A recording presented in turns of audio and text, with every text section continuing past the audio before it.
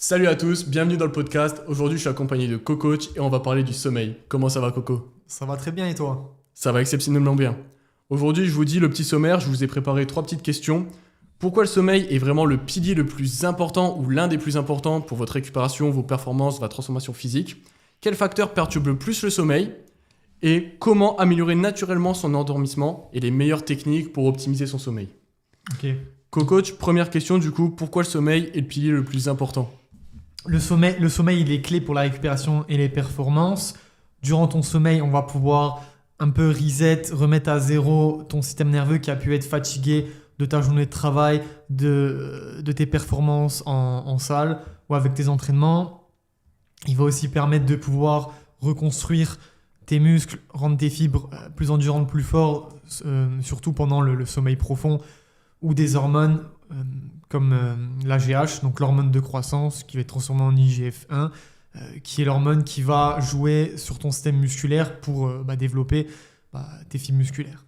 Ok. Carrément. Dans le sommeil, vraiment en fait, le sommeil c'est le point le plus important. Tout se passe dedans. Ta récupération, tes hormones,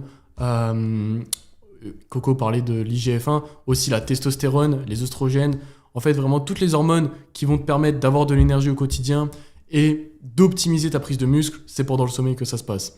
Ensuite, si on n'a pas un sommeil de qualité, au niveau récupération, dans tes séances, ça va jouer. Tu as beau essayer de mettre un maximum d'intensité et du coup procurer un gros stress pendant ton entraînement, si ton sommeil est nul, tu ne vas pas récupérer et tu ne vas pas appliquer la surcharge progressive. Donc c'est vraiment important. Exactement, d'où l'intérêt de construire, de structurer des séances adaptées avec la bonne intensité. Bon, dans l'intensité, il y a les séries, les répétitions et les techniques d'intensification que tu vas mettre en place.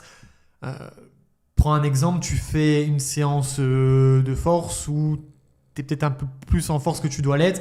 Tu vas trop stimuler ton système nerveux, peut-être que même sur les dernières séries, etc., tu ne vas pas être aussi effectif que tu dois l'être.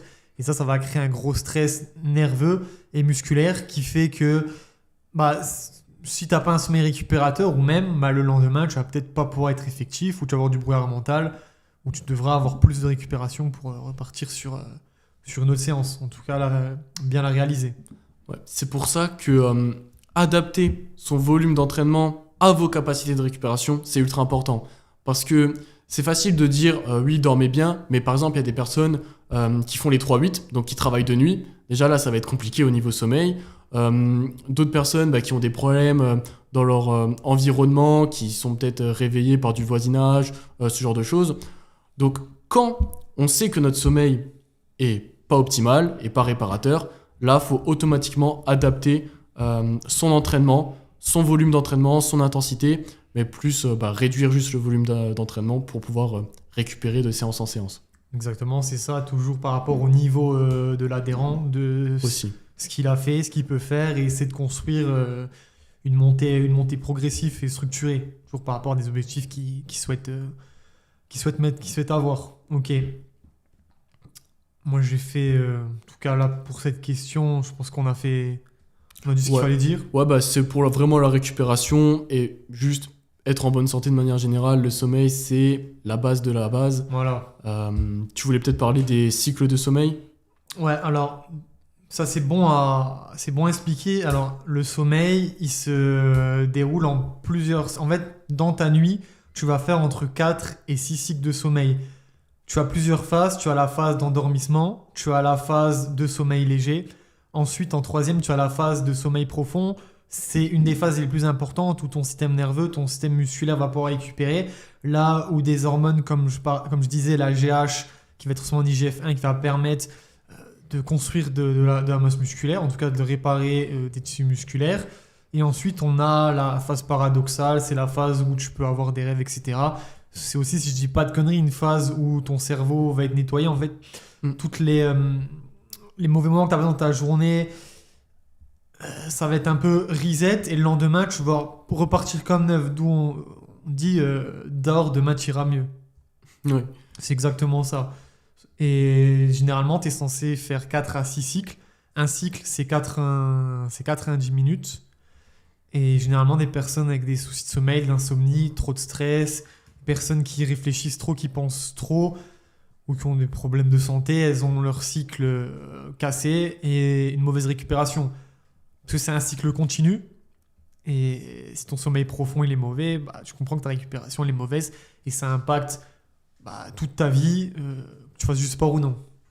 Et généralement, pour revenir sur les cycles, j'entends souvent des gens qui veulent calculer leur cycle de sommeil pour se réveiller du coup directement à la fin d'un cycle. Si vous faites ça, c'est vraiment important de prendre en compte que oui, un cycle de manière générale, ça prend 90 minutes, mais qu'entre cycle 1 et cycle 2, il va avoir quelques minutes de battement. Donc votre réveil le lendemain, ajustez, mettez 10, 15, 20 minutes peut-être de différence pour adapter le cycle. C'est ça. Et après, il y a, c'est comme les morphotypes en muscu, il y a Aussi, ouais. des morphos, je sais plus trop le nom, mais des morphos adaptés au sommeil. Il y en a qui ils vont naturellement vont se coucher plus tôt, d'autres se coucher plus tard, d'autres qui sont pas faits pour se lever tôt. D'où le fait que des fois le matin, on se réveille avec de la fatigue, etc. Alors que tu as une nuit complète. C'est juste à adapter. Mais malheureusement, la société de maintenant fait que tout le monde est réglé sur la même horaire. C'est du 8h, 18h concrètement. Et pour les personnes qui sont en décalé, que du matin ou que de nuit, en fait, ça fait un décalage. Et ça fait comme des micro-jet lag. Et en fait, tu as une dette du sommeil qui s'accumule. J'ai un coaché, il travaille très tôt du matin, il se réveille à 4h. Et en fait, il a beau mettre les actions pour optimiser sa récupération. Le sommeil, c'est le pilier. Sans ça, c'est compliqué. Et en effet, qu'est-ce que je voulais dire ? Oui, les morphotypes sur le sommeil. Donc ça, c'est vraiment le problème de du salariat, en fait, de notre monde moderne, qui a mis tout le monde sur la même base, en fait, au niveau sommeil, au niveau horaire, et c'est absolument catastrophique. Et même pour les enfants à l'école, on voit qu'en Allemagne, quand ils commencent l'école à 9h, ils ont des bien meilleurs résultats, alors qu'en France, on commence à 8h, on doit prendre le bus à 7h30, tout ça, c'est absolument infâme. Exactement. Et pour un peu faire une comparaison sur, on va dire, ces morphotypes de sommeil, c'est pas du tout comme ça que ça se dit, mais on a oublié le nom. Je n'ai pas le nom non plus, mais c'est pas grave. Parce que j'ai vu qu'il y a des catégories. Parce que j'avais lu un livre, c'est un livre américain, et ça parlait un peu de morpho, si t'es plus type lion, Ouais. par rapport à des animaux, et c'est vraiment, il y a des tranches. En fait, c'est à quelle heure tu te couches naturellement, à quelle heure tu te réveilles naturellement. Mais bon, on va en venir maintenant avec l'environnement dans lequel on est, les lumières artificielles, Ouais. etc. Ouais, j'allais venir. En fait, t'es complètement déréglé et tu t'y fais pas, quoi. Ouais, j'allais venir à ça. En fait, de base, si on peut remonter peut-être à la préhistoire, pour vraiment faire un exemple, il y avait les personnes qui dormaient et les personnes qui montaient la garde. Et du coup, au fur et à mesure, on a gardé cette idée de celui qui garde la garde, qui fait la garde et du coup peut dormir beaucoup plus tard et se réveiller beaucoup plus tard, et les autres qui dorment direct à la bonne heure. Exactement. Mais comme tu dis, dans notre environnement actuel, avec toutes les lumières artificielles, c'est totalement déréglé, notre cycle circadien est déréglé. Du coup, on vient à la deuxième question, qu'est-ce qui perturbe le plus notre sommeil dans notre quotidien ? Ok. Tu as dit quelque chose d'intéressant, peut-être c'est pas tout le monde qui le sait, le rythme circadien, tu peux l'expliquer ? Ouais, le rythme, je pensais peut-être l'expliquer à la troisième question, mais on va l'expliquer rapidement ici. En gros, dès que vous vous levez le matin, vous allez voir le soleil, par exemple, ça va dire à votre corps, il fait jour, dans tel nombre d'heures, c'est l'heure de dormir, il fera nuit. Donc c'est votre horloge interne au niveau du sommeil. Pour vulgariser, c'est pour chaque action, par exemple, à quelle heure tu manges, à quelle heure tu vas aux toilettes, etc. Je sais que c'est ancré, c'est par rapport à ton horloge interne. Dans le sommeil, quelle heure tu manges, surtout aux toilettes, etc. Je répète. Ok, super. Maintenant, la question 2, tu m'as demandé quel facteur perturbe le plus la qualité du sommeil. Déjà, le premier, je pense, ça va être les lumières bleues, les lumières artificielles, que ça soit dans ton environnement à la maison, les télés, le son des télés, les lumières, ton halogène, ta lampe, ton téléphone. Téléphone, je pense, c'est le plus catastrophique. On est tout le temps, je suis le premier, je suis tout le temps sur mon téléphone. Il y a ça, et je te laisse. Carrément, en fait, le téléphone, là, les lumières bleues, c'est un spectre de lumière de 420 nanomètres. En gros, vous regardez votre portable la nuit, ça envoie l'information à votre cerveau que vous regardez le soleil. Donc en gros, il est 22h, vous êtes dans votre lit, vous regardez votre portable avec la luminosité normale, et ben ça dit à votre cerveau, il est midi. Qu'est-ce qui se passe? Vous sécrétez du cortisol, votre cerveau il se dit ah ok, bah faut que je m'active, hop, j'envoie du cortisol, j'envoie de l'énergie, et en fait bah vous n'arrivez pas à dormir. C'est ça. Et on en revient au rythme circadien. Ça dérègle tout. Parce que ce qu'il explique, c'est quand tu regardes, quand tu es au soleil, en fait, les rayons du soleil pénètrent au niveau de tes yeux et en fait, ça va envoyer une information au cerveau. Et de là, il va sécréter des hormones, comme il a dit, il est midi, sécrétion de cortisol, pour. C'est pas mauvais, c'est en soi pour préparer ton corps à la journée. Ou même le matin quand tu te réveilles, etc., ou la journée, pour te préparer. Et voilà. Donc quand tu fais ça à 22h dans ton lit, ton cerveau, il pense que c'est la journée et il va pas se mettre à dormir. Et même si vous arrivez à vous endormir, ben, votre sommeil, il va être catastrophique. Il va pas du tout être réparateur. Même si vous dormez 5 secondes après parce que vous êtes extrêmement fatigué, vous avez un rythme assez intense au niveau du travail peut-être, mais votre récupération va être vraiment éclatée. C'est ça. Et en gros, le soir, ça perturbe la sécrétion de mélatonine. La mélatonine, c'est l'hormone du sommeil qui, une fois qu'il fait nuit, votre cerveau, si vous avez été assez exposé au soleil le matin, la journée, il va vous dire ok, toi mort, time, je veux dormir. Les écrans, les lumières, le stress, etc., ça perturbe trop cette hormone-là et elle est décalée. Et vous vous endormez plus tard. 3h, minuit, 1h selon votre situation.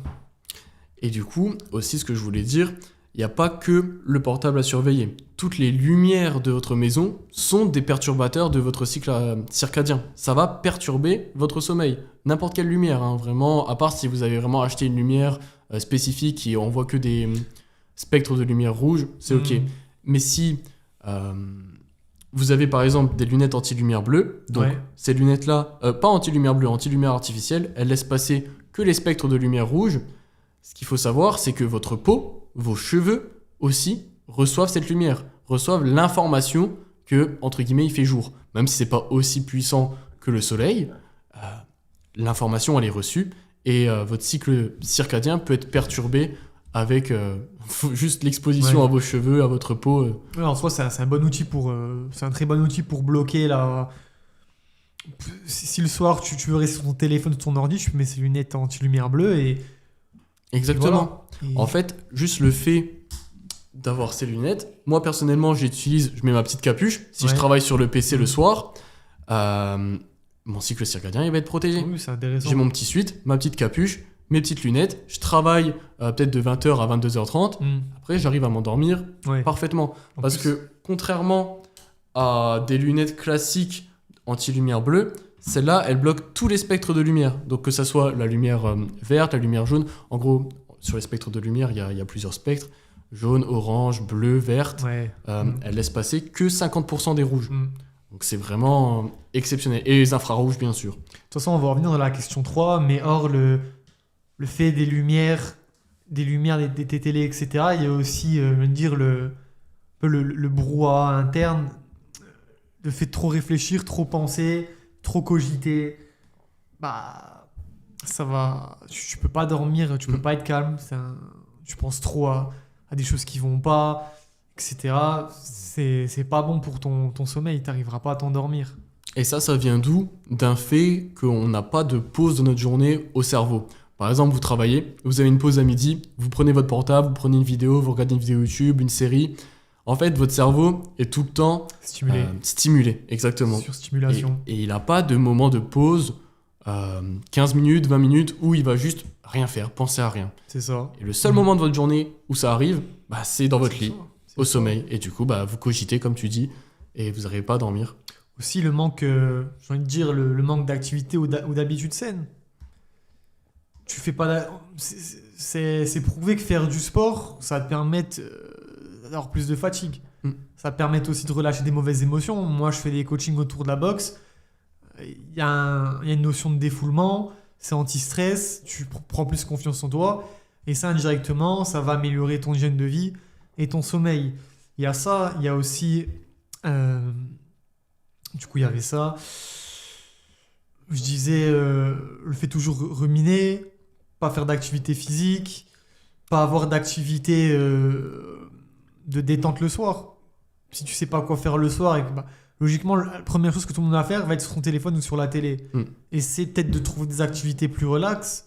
Je sais que tout le monde le dit, mais lire un livre ou faire une petite balade. Ouais, Après le carrément. repas, faire une petite balade, ou même avant de dormir, si on est en été ou autour de chez vous il fait beau, vous pouvez marcher. Vous avez un chien ou autre. Enfin, en fait, faire une activité qui va pas vous faire réfléchir et ressasser des choses négatives. Carrément. Bah après, moi, là, je disais dans mon cas que je travaillais le soir de temps en temps. C'est vrai que se mettre une charge de travail le soir, en plus, ça peut amplifier le fait de ruminer le soir dans son lit. Donc, avoir une petite balade en fin de journée dans la nuit pour dire à votre cerveau, il fait nuit, regarde, il y a la lune, il y a les étoiles. C'est vraiment intéressant. Après, le truc, si vous habitez en ville, les lampadaires, ça perturbe votre cycle circadien. Faut sortir avec les lunettes anti-lumière bleue dans la rue. Hein. Et c'est ce que je fais. Se faire prendre pour un fou. Non, de toute façon, il n'y a personne la nuit. Sortez à 22h, il n'y a personne dans les rues. Mais Incroyable. non, c'est ce que je fais. Puis après, si vous allez à un petit endroit de nature où il n'y a plus trop de lumière artificielle, là, on enlève les lunettes, on regarde le ciel. Exactement. C'est vraiment le truc à faire en vrai. Il y a quoi aussi à l'entourage, hein. L'entourage, c'est ce qui peut être le plus nocif pour toi et qui peut t'empêcher de bien dormir la nuit. Avoir un mauvais entourage, être mal entouré, même avoir le fait de récupération de sommeil dans tous les plans. Le côté social est super important. Même quelqu'un qui a un entourage mauvais ou qui a pas d'entourage, il aura beau mettre des actions basses pour faire du sport, manger équilibré, etc., bouger, mais s'il n'est pas heureux, s'il se sent mal dans sa peau, il aura du mal sur ça. Là, tu parles de l'entourage au niveau émotionnel Oui, ou, oui, au niveau émotionnel, tu sais, peut-être avoir des faux amis ou tu vois ce que je veux dire, Ouais, en fait, ça nous fait cogiter encore Oui, voilà. sur le fait de... Voilà. Est-ce que lui, il a fait un sale coup, des trucs comme ça. Même avoir des problèmes avec sa conjointe ou autre. Ouais, oui, Ou avoir carrément. un Ouais, les problèmes. Ouais, Ou ouais, avoir ouais. un divorce ou autre. Tous ces problèmes-là font que tu dors plus. Tu Moi- fais que de réfléchir. Ah bah oui, Tu carrément. tu te réveilles pendant la nuit, insomnie.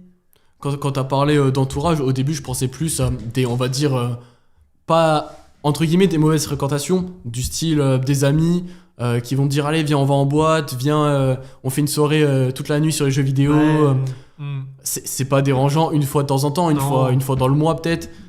C'est cool, faut se faire kiffer. Mais c'est vrai que si ça arrive trop souvent, ça devient une routine et... C'est ça. Faut essayer d'avoir un équilibre entre tout, en fait. Ok. On a fait le tour, là, sur la question 2. Enfin, je voulais peut-être rajouter un truc, la nutrition. ouais. Si vous mangez un repas trop riche, trop Ah oui. lourd, 1 heure, 30 minutes avant d'aller au lit, ça va vraiment dérégler votre sommeil. Moi, ce que je vous conseille, c'est votre dernier repas, il est au moins 3 heures, 2h30, 3 heures avant d'aller au lit. Donc, dans le quotidien de certaines personnes, c'est peut-être pas possible, mais on peut toujours s'organiser pour essayer de manger le plus tôt possible comparé au C'est ce moment que- d'endormissement. Ok. C'est ce que j'ai changé ces derniers temps. J'essaie de manger 2 à 3 heures avant et de pas avoir un repas trop lourd. Ouais. Je peux mettre de tout, mais c'est plus léger. J'essaie d'avoir mes calories plus sur le matin et le midi, le soir un peu plus léger, un peu plus tranquille. Il y a ça. Et je dirais en avantage, ce qu'on pourrait faire, il y a aussi en fait, manger des protéines le soir. Parce que les protéines, dans les protéines, tu as un acide aminé, c'est le tryptophane, c'est ça, Ouais. qui est converti en sérotonine, puis en mélatonine. Donc ça peut aider. Et aussi, il y en a qui disent aussi avoir des glucides le soir. Il y en a Ouais. qui disent que manger des glucides le soir peut aider à avoir un meilleur sommeil. Après, pour mon cas, des fois je mange pas assez dans ma journée ou même le soir. Et dans le lit, j'ai faim. J'ai faim et je me lève dans la nuit pour manger. Et souvent, ça va pas être quelque chose de propre. Hein. Ça va être un truc qui passe par là. Mais manger suffisamment de glucides et de protéines sans abuser, mais en avoir assez pour être rassasié. Et puis voilà. Ouais, manger un repas équilibré qui va favoriser cet état d'anabolisme, on va dire, donc d'être vraiment à l'opposé du cortisol. Et si on est stressé le soir, ça nous empêche de Ouais. dormir. Et comme ça, si on a mangé aussi un bon repas bien équilibré, bien riche au final, qui nous a amener tous les nutriments nécessaires et tout compléter notre total calorique, ça va nous empêcher de se réveiller la nuit. Et comme tu as dit, Pour, tu peux pas t'endormir et même bien récupérer si ta digestion est encore en train de se faire. Exactement. Si tu as mangé un repas trop riche, tu as mal au ventre, tu sens. Ah, ça m'est arrivé là il y a pas longtemps, j'avais mangé dehors et je suis parti dormir, c'était 23h minuit et j'étais plein. Mais on prend l'exemple juste J'étais plein. manger une tartiflette. Ah, c'est énorme. Et vous dormez 1 heure après, vous êtes blindé de tartiflette. Ouais, dans le lit, vous êtes en train de transpirer. C'est que du gras, c'est que des lipides. La vidange gastrique, c'est trop long. Tu prends trop de temps à la digérer. Et généralement, le lendemain, pas pleine forme, quoi. Le sommeil, il est pas ouf. Même souvent dans ce cas-là, je me réveille la nuit. Hein. Ouais, je me réveille à dans cause la de nuit. transpiration et tout. Je me réveille dans la nuit. Et je là, me le rappelle. lendemain, tu le sens direct que t'es KO, t'as mal dormi. Ok. Pour la dernière question, les solutions. C'est Ouais, ça les solutions, il y en a plein. On va en étaler une par une. En tout cas, moi, ce que j'ai mis en place récemment, j'aère ma chambre. Tous les soirs, j'aère ma chambre. On va dire, aérer sa chambre quotidiennement quand vous vous réveillez en journée. Mais là, en plus, maintenant, en ce moment, il fait chaud. Donc, à partir de 20h, je laisse ma fenêtre ouverte. Et hier soir, même, j'ai dormi avec la fenêtre ouverte. Mais ça, c'est vraiment une bonne habitude parce que, en fait, dormir dans une chambre avec la porte fermée, admettons, votre chambre, elle est assez petite, elle fait peut-être, 10 mètres carrés ou moins, il va y avoir énormément d'accumulation de CO2 dans votre chambre. Et ça va créer du stress pendant votre sommeil parce que vous n'avez pas un taux d'oxygène vraiment adapté et du coup, ça crée du stress. Après, je pense pas que c'est le point le plus important, mais c'est sûr que c'est un point à surveiller et c'est vraiment facile à faire. Juste ouvrir la porte, ouvrir la fenêtre. C'est un point optimisé. C'est des petites optimisations comme ça qui font que tu vas... Chaque détail est important. Exactement, voilà. Okay. Le point le plus important, je pense, ça va être le cycle circadien, comme on en a parlé tout à l'heure. Se lever tous les jours à la même heure. En fait, l'heure de coucher, vous pouvez pas forcément la contrôler des fois, mais l'heure de lever, vous la contrôlez automatiquement. Vous mettez votre réveil. Et ce que j'aimerais bien préconiser, c'est de se lever au lever du soleil. Ouais. Donc là, actuellement, il se lève aux alentours de 7h. On commence à voir le soleil à 7h. Mettez votre réveil à 7h. Vous sortez dehors, vous faites une marche de 5-10 minutes. Ça commence à activer votre corps. Et vous voyez le soleil. Et hop, votre horloge interne, elle s'active. Et c'est magnifique. Et par contre, du coup, si vous activez ça le matin, le soir, faut pas le dérégler avec les lumières artificielles. Mais moi, en ce moment, je me couche tous les jours à la même heure. 23h, 23h30. Et je pense que pour bien régler son sommeil, pour bien faire comprendre à son cerveau, c'est de se coucher à la même heure. Après, le matin, ça dépend des personnes. Moi, je me réveille vers entre 7h et 8h. Donc, en ce moment, il y a du soleil. Donc, on est bien, on est gâté. Et ce que je préconise aussi, c'est, on a tous le réflexe, le matin, je te réveille, tu prends le téléphone et tu t'endors sur le téléphone. Tu scrolles. Le mieux à faire, comme il disait, pour optimiser son sommeil, c'est dès que tu te réveilles, tu prends pas ton téléphone, tu vas au soleil, par ta fenêtre ou dehors. 10 minutes, 5-10 minutes, ça suffit. Tu te mets face au soleil. Et tu fais rien. Tu te poses. Tu fais des mouvements aussi. Tu fais des mouvements, ou même tu t'assois sur la chaise. Je m'assois sur la chaise et je réfléchis à ma journée. Petite méditation. Voilà. C'est bien. Ouais. Exactement. Tu fais ça tous les jours. C'est pas du jour au lendemain que ça va permettre d'améliorer ton sommeil, mais au bout de quelques jours, de semaines, tu vas voir qu'il y aura une grande différence. Tu vas te coucher plus tôt, tu vas plus te réveiller dans la nuit, et tu vas mieux récupérer. Tu seras d'une meilleure humeur. Et la première action que vous faites au réveil, elle va conditionner toute votre journée. Si la première action que vous faites, c'est prendre votre portable et scroller, vous allez passer une journée de merde. Je suis désolé de vous le dire, mais vous allez passer une journée de merde. Ouais, pas forcément, mais je vois le... Dans la plupart des cas, on va être beaucoup moins productif et on va être plus tenté par de la dopamine facile, par ce genre de choses. Alors que si, première action de la journée, c'est vous allez dehors, vous marchez, vous voyez le soleil, vous êtes dans la nature, vous faites des mouvements, un peu de sport même, un peu de sport. Exceptionnel. C'est pas facile en vrai de reprendre cette bonne habitude-là. On est trop collé au téléphone. Moi personnellement, la chose que j'ai fait, admettons tu mets ton réveil sur ton portable. Moi le portable il rentre même pas dans la chambre, ça c'est clair et net. Mais mon réveil, il y a mon lit, il est vraiment sur la commode au bout de ma chambre. Comme ça quand il sonne, je suis obligé de me lever. C'est par rapport aux ondes que le téléphone il peut...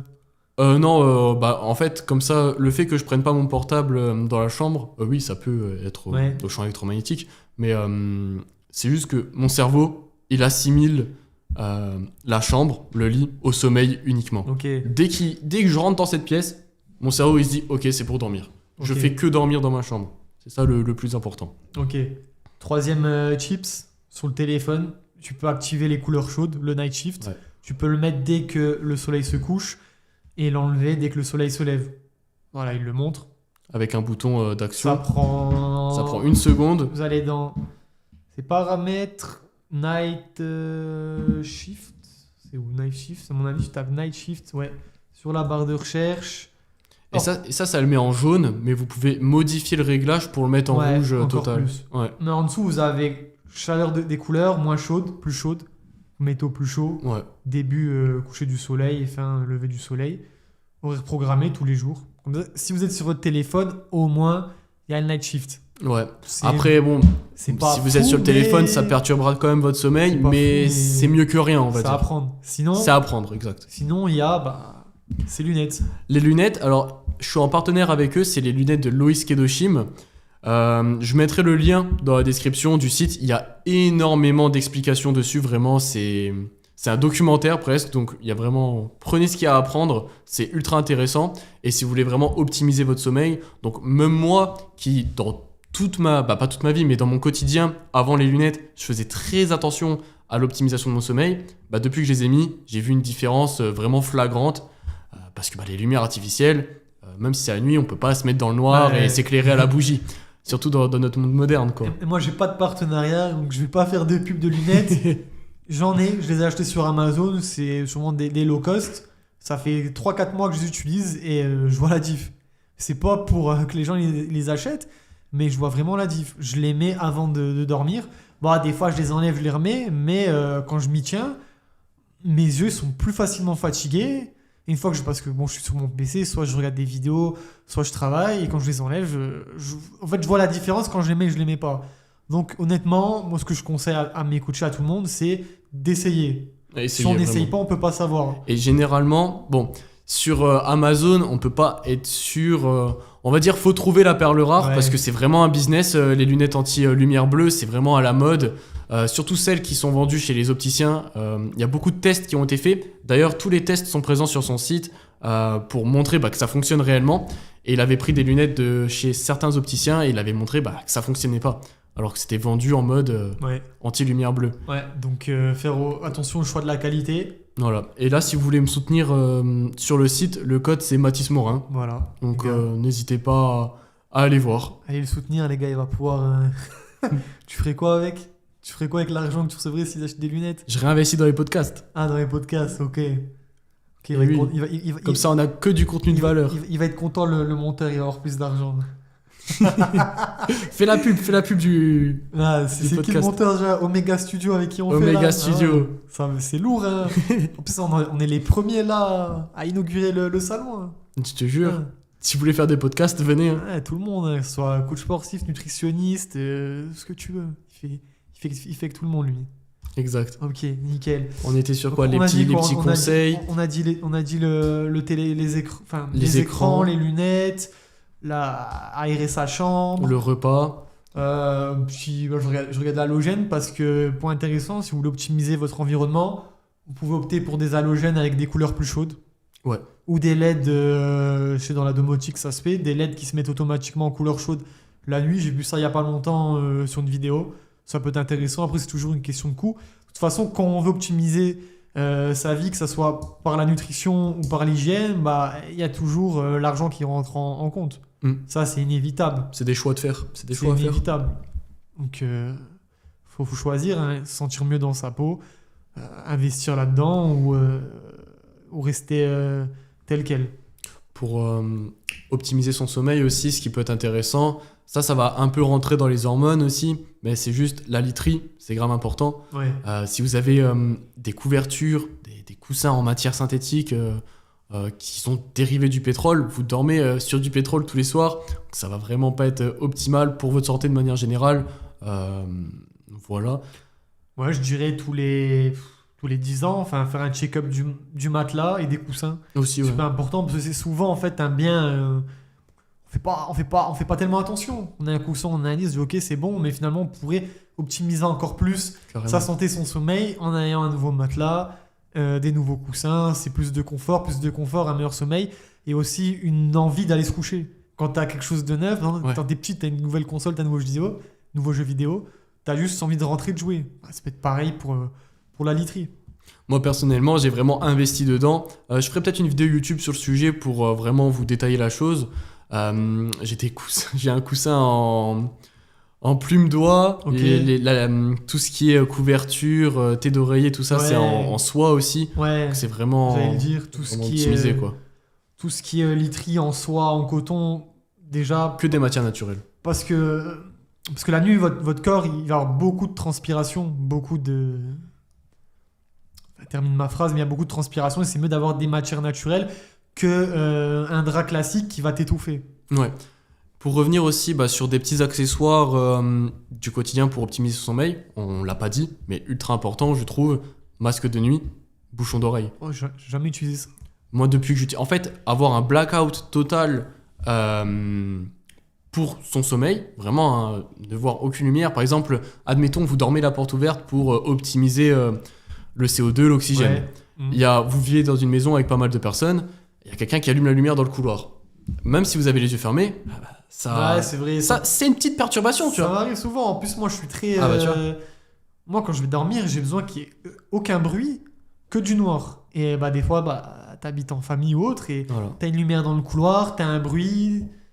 Donc, en vrai de vrai, C'est pas bouchon mal, d'oreille pour tout ce qui est personnes qui habitent en appartement, En ville aussi. en ville, grave important. Il y aura zéro bruit, vous aurez vraiment un sommeil différent. Mhm. Et pareil pour le masque de nuit. Je vous mettrai un lien dans la description aussi de ce que j'ai utilisé Ouais. personnellement. Ok. C'est toujours intéressant d'avoir des petits liens.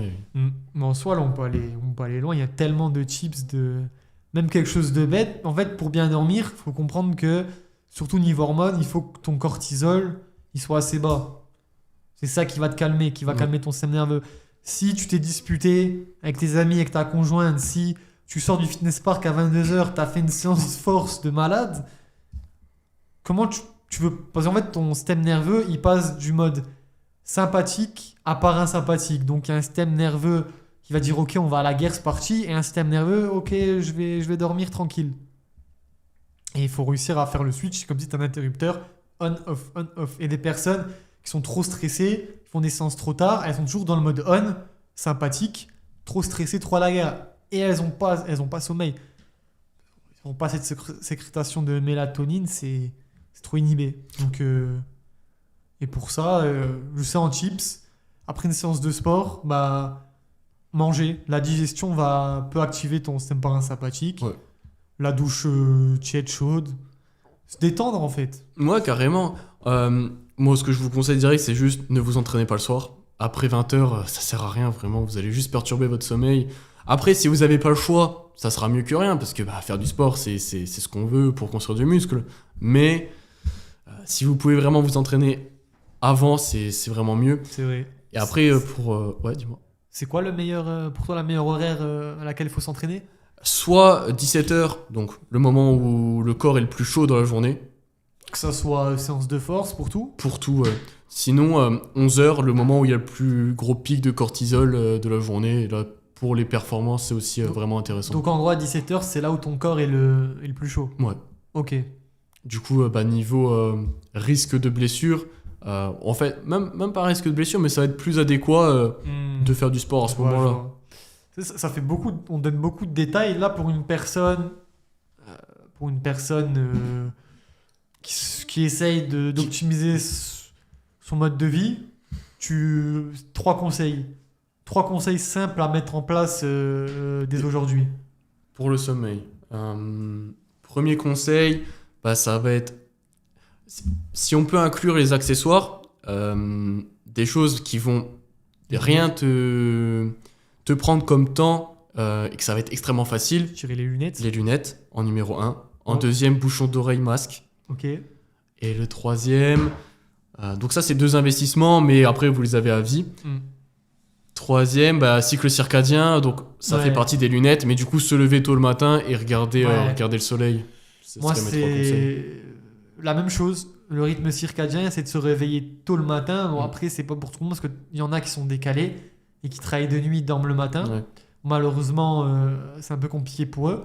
Donc, rythme circadien, les lunettes. Et bon, ça, c'est vraiment facile à mettre en place. Et en troisième point, je dirais les repas. Je dirais avoir un repas léger et essayer de revoir son alimentation.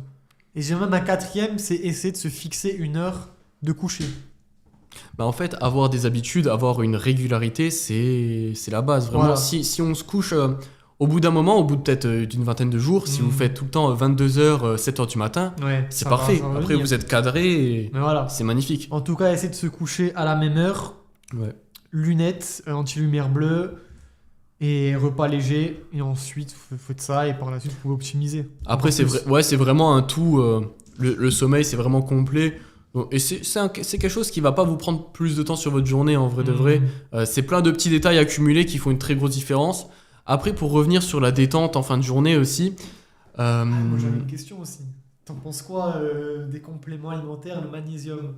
Le Pour magnésium, dormir. c'est bien. En vrai de vrai, c'est bien. Je suis pas pro complément alimentaire. En complément, t'en penses quoi? Est-ce que tu t'en as déjà pris? Est-ce que c'est efficace? Ouais. Je pense pas que c'est le truc qui va faire la méga différence sur votre sommeil. Déjà, le zinc, aussi, on en parle beaucoup pour le sommeil. N'en prenez pas forcément, les produits animaux, ils suffiront à lui-même. Mais le magnésium, le truc, c'est que les sols sont appauvris, les fruits, les légumes sont appauvris. Donc ouais, je pense que c'est intéressant d'en prendre. Moi, je suis une cure de magnésium là. J'ai acheté des compléments et après j'arrive pas à voir s'il y a une diff ou pas, mais je dors plutôt bien. Moi, je conseille, plutôt bien. pour les compléments, pour une bonne qualité, je conseille soit Nutrimuscle, soit NutriPure en Ok. marque. Pas encore de collab. Non, pas encore Non, pour pas le moment, encore. bientôt peut-être.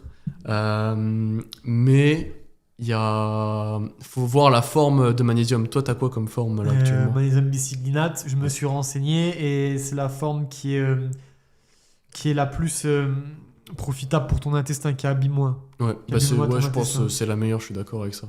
Après, il y a plein de formes, je crois il y a du magnésium marin, etc. Mais en tout cas, voilà, moi, pour les compléments, le magnésium, c'est vraiment pas mal. C'est le seul Ok. complément que je conseillerais d'ailleurs. Ouais. Au niveau, je voulais revenir du coup sur le fait de se détendre en fin de journée. Douche chaude, c'est cohérent. Pas trop, parce que ça va trop augmenter la température de votre corps. Mais après, le fait de prendre une douche chaude, ça dit à votre corps, faut que je me refroidisse.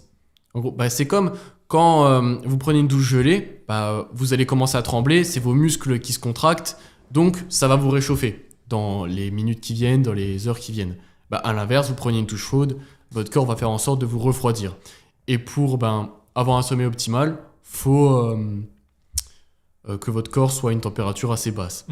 Et deuxième conseil sur la même trame, je connais pas mal de personnes qui font, et j'en ai fait aussi, du yoga nidra, donc en fin de journée. C'est comme une méditation guidée un petit peu, et je trouve que ça marche vraiment bien pour abaisser le Ok, C'est cortisol intéressant. et préparer le sommeil. Je quoi. connais pas, mais c'est intéressant.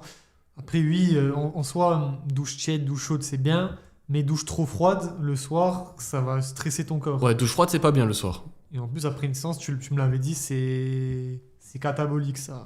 Enfin, ça empêche ça va faire de la vasoconstriction et ça empêche la construction musculaire, c'est bien ça? En fait, quand vous faites, les gens qui vous disent de faire une douche froide juste après le sport, quand vous avez un objectif de prise de muscle, c'est pas du tout optimal parce que